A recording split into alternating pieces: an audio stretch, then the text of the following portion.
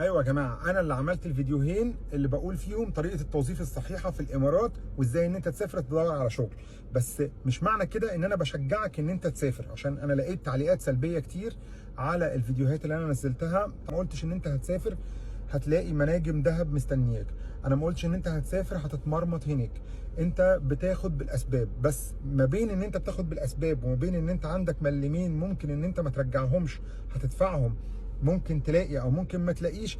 لازم اقول لك او ادلك على الطريقه الصحيحه عشان ما حدش ينصب عليك، لان انا شفت شركات توظيف كتير وناس من هنا بيبعتوا عروض عمل وهميه للناس اللي في مصر او في الناس في كافه انحاء العالم. تعالوا يا جماعه هتشتغلوا، ده عقد العمل وده صوره منه، وامضي هنا ووقع هنا وادفع لنا فلوس كذا عشان نسفرك، وعشان الكلام ده كله كلام باطل باطل. وشفت ناس كتير فعلا حرفيا اتنصب عليها لان ناس ما عندهاش خبره.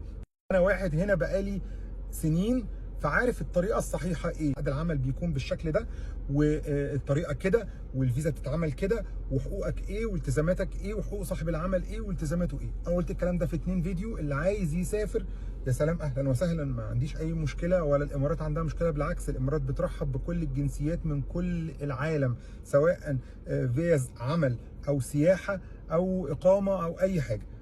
تمام. لكن انا مش من الناس اللي بتشجع قوي كده، الا لو ضاقت بيك السبل خلاص مفيش اي وسيله وعندك قرشين. حط في بالك كويس قوي ان القرشين اللي انت هتدفعهم دول عشان تسافر وتدور على شغل، لو انت رايح سياحه عشان تدور على شغل هناك، خد بالك ان انت ممكن الملمين دول اللي انت حاططهم ممكن ما تلاقيهمش، ممكن يتصرفوا منك وترجع ما اشتغلتش. ما فيش اي مشكله، ما فيهاش زعل. فانت لو عندك قرشين عايز تصرفهم وتجرب حظك كانه مشروع اكنك بتفتح بيزنس، يا كسب يا خسر. ومحدش بيضمن لك ان انت هتشتغل وتلاقي شغل على طول، ومحدش بيضمن لك ان انت هتصرف كل فلوسك وترجع. بس نصيحتي لكل واحد عايز يسافر، فلوسك في جيبك يا عم الحاج. انت جاي هنا تشوف البلد، تتعرف عليها، تعمل علاقات، الكلام ده كله. اشتغلت ما اشتغلتش ما تزعلش على الفلوس اللي انت دفعتها عشان سافرت ورجعت. اوكي. واللي عايز يرجع يا جماعه للفيديوهين هتلاقيهم، لو انت بتتفرج عليا على اليوتيوب هتلاقيهم في البايو، لو بتتفرج عليا من لو بتتفرج عليا من التيك توك هتلاقيهم في البايو، لو بتتفرج عليا من اليوتيوب هتلاقيهم في الديسكريبشن تحت الفيديو.